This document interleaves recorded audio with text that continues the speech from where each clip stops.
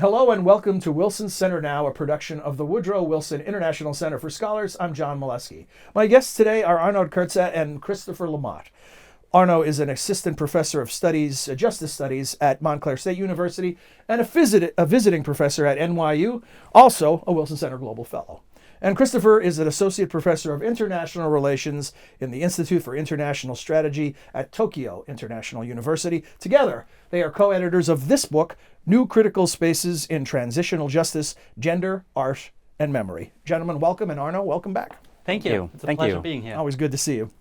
And nice to meet you as well, Christopher. It's nice to meet you as well. So one of the things that you identify in the book is that you suggest there's a growth of traditional or transitional justice mechanisms since the 1980s. Mm-hmm. How do you measure that? How do we know that this is a growing field? So a growing field can be measured in many, many ways, right? Scholarship has risen. Interventions from the UN, for instance, has also spiked in the last couple decades. But I think when it comes to our book, where we want to bring in a new contribution, is that the bottom-up and the civil society approach has risen. And sort of there are a lot of unheard voices that now, thanks to technology in many ways, has also gotten a new stage to be visible. You know, your answer sort of suggested what I was mining for, because you know much more than me, so I didn't want to make the assumption. But my thought was, what is the context that is driving a growth pattern in this?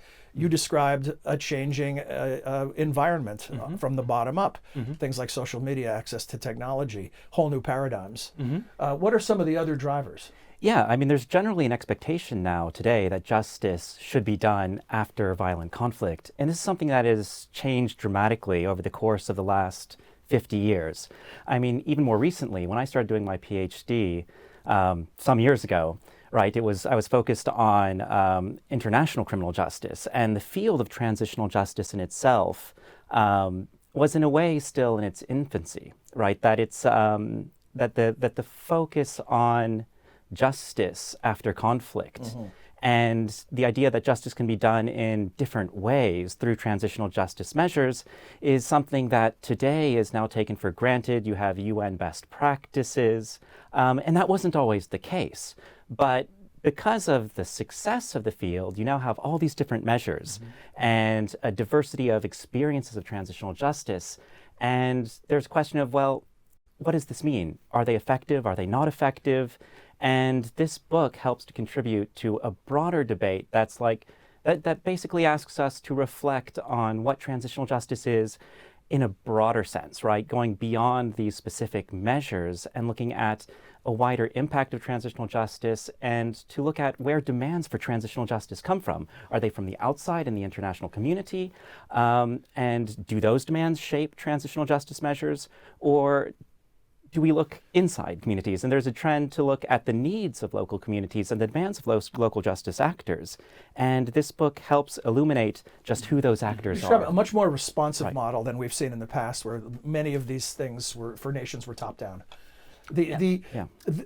Now, another thing you're achieving through your work and through the authors that you work with is that you're defining this field, right? You're trying to correct. So, is there now an accepted definition of what transitional justice means? I mean, an official definition would be that sort of how governments that have experienced and countries and nations experience past mass atrocities or grave human rights violations. So that is a definition that was very much pushed by the international community, such as the UN or the International Center for Transitional Justice.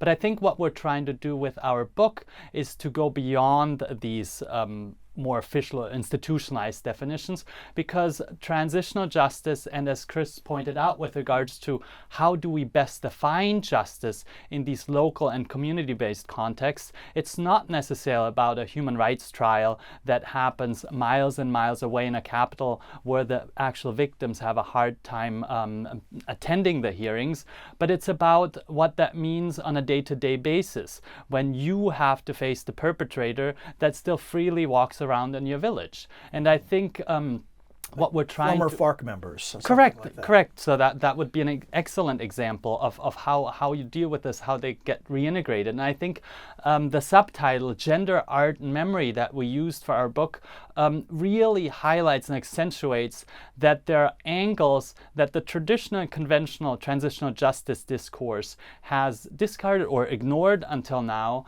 And because of these new voices and these new eras, the idea of bringing in sociologists, practitioners, political scientists, all an array of different experts and interest groups that help illuminate certain questions. And I think what we have seen in political science or social sciences, and you initiated sort of this conversation, was how do we measure this? In our societies, we would always like a benchmark, and we're stepping back or taking a bit of distance with this approach, and it's more a European sort of interpretivist approach where it is fine to have layers and complexity that cannot always be exactly measured, but to understand that causality and correlations sometimes get layered in time and space. So temporality and spatiality are really two big components, and not necessarily in the geographic and physical,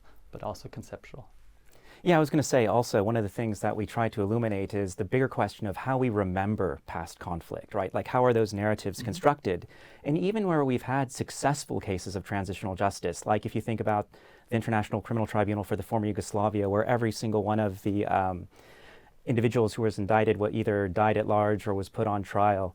In that case, right, you had prosecutorial successes, but at the same time, the stories that people told on the ground about the conflict remain the same.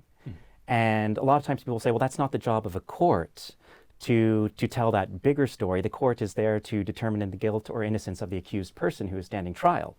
And this book takes a broader perspective. Well, there's right? a context in which Yes, those judgments are made. Exactly, and that's where I think a lot of our authors' case studies are really illuminating, because each one has kind of deep field knowledge of their particular cases that they're exploring to tell us more about kind of politics of memory, the role of performance activism, for example, in the construction of that, the role of the community, the role of other actors that often go under the radar. I may have said this to you before, Arnaud, in previous discussions we had about this, so forgive me if it's a repetition, but when I hear this, I think of the sort of core concepts of the power of myth, and that whose narrative defines the reality creates the sense within the society of whether justice has been achieved or not. And you're very, very correct. And the problem here is, I think, and the key issue that is changing nowadays is access, right? If you're the only one narrating the story, there are more storytellers, and everyone is buying it, then you have the monopoly.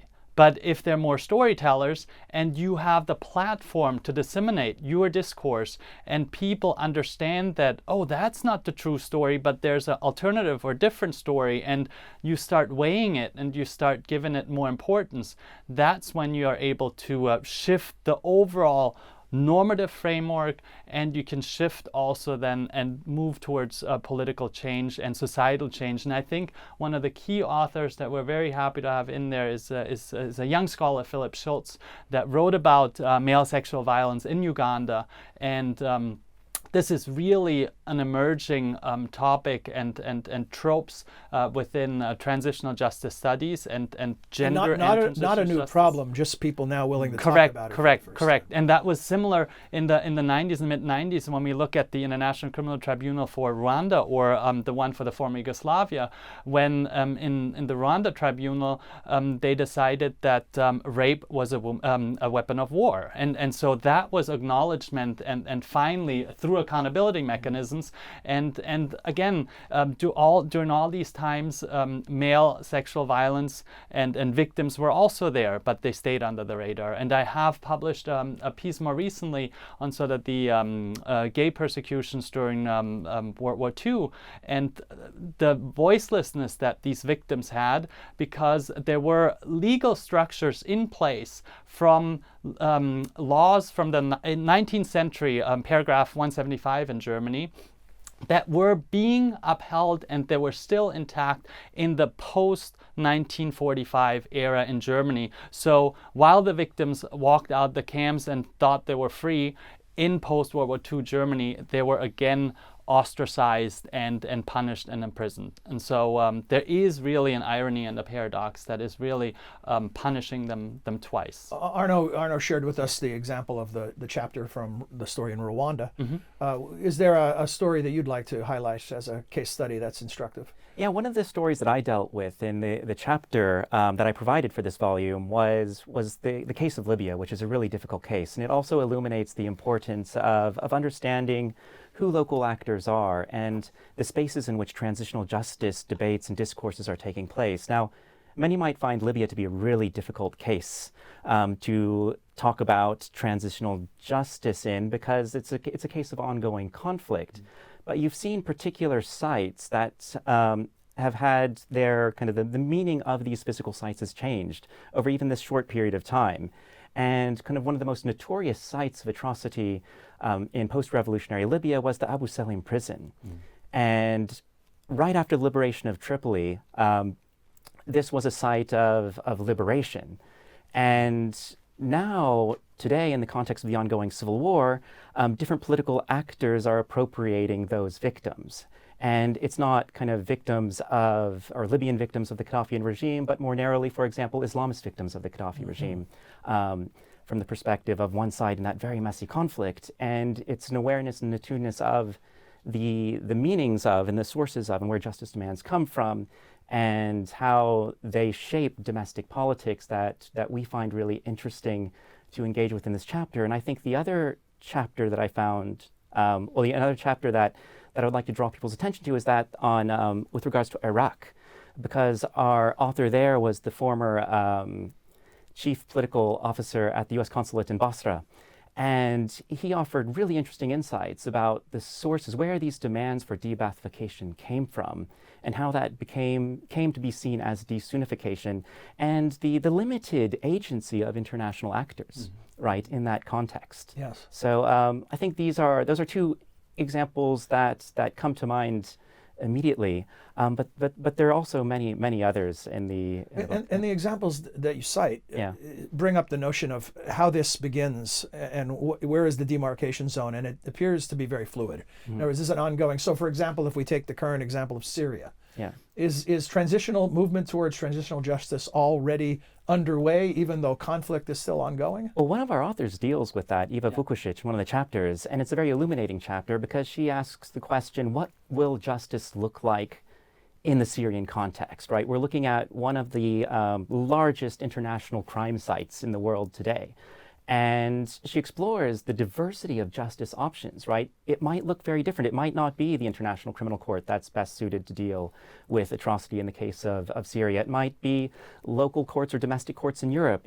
There might be a move to create an ad hoc tribunal to deal with Syria. So it's kind of looking at the different options in the landscape. No one way of how you get from exactly here to there. And I think what's interesting in that regard is also how when we look at the temporal axis, Cres said it's a question of accountability, and it really depends on the discourse of the actor. Oftentimes when we think how the transition then moves on, if the conflict stops and we're in the post-conflict period, and when we take the case of South Africa, for instance, one of our other authors, Eliza Garnsey, was able to look at the role of art and specifically how the public face, the Constitutional Court, was portraying and presenting objects of art that were related to the apartheid regime in South Africa then. And then it becomes a question of the space that publicly is available and how we create an imagery and a legacy,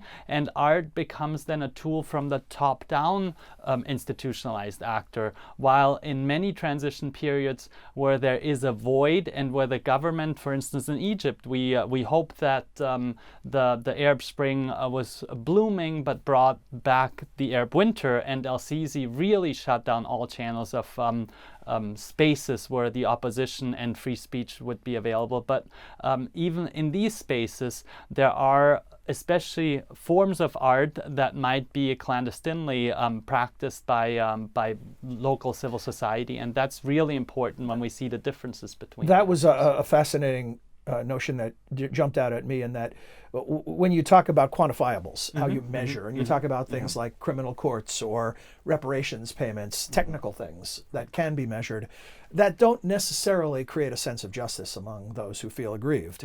But then you describe art, and I think you use the term of Trojan horse in the book, where it kind of can sneak up on people and can serve this role of healing and moving forward in a way that isn't technical. Is when you talk about the growth that we began talking about, is that growth more of this bottom-up activity? Yeah, I'd say is art part of that? Yeah, the art is definitely part of it, and I'd say we also have to think in terms of art not necessarily being a factor that helps healing. And I want to point out an art movement that combines the international community as well as the local community with regards to the island of Jerba in Tunisia, where there was this Jerbahood project. And ironically, when the in the post-revolutionary period, public services broke down, and so there was no trash collection anymore. And it was sort of this push and pull between the community who wanted to get rid of the dictator, and then all of a sudden civil servants not being able to provide anymore because of the participation in the regime.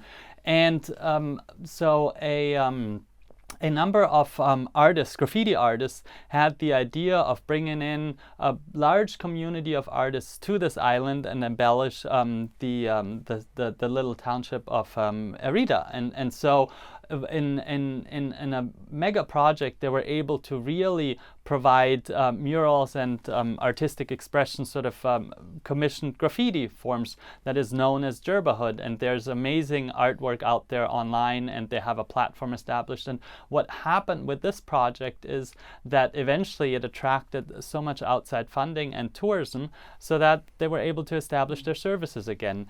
To the extent that we're going away a little bit of post-conflict and post-authoritarian regimes, but to the extent that in the south of Spain now, where rural communities are struggling with a rural exodus because everyone's fleeing these smaller towns, mayors have now taken this as a model and commissioned artwork in order to attract also local and national and international tourism into these smaller cities. Whether top-down or bottom-up, is there an end game?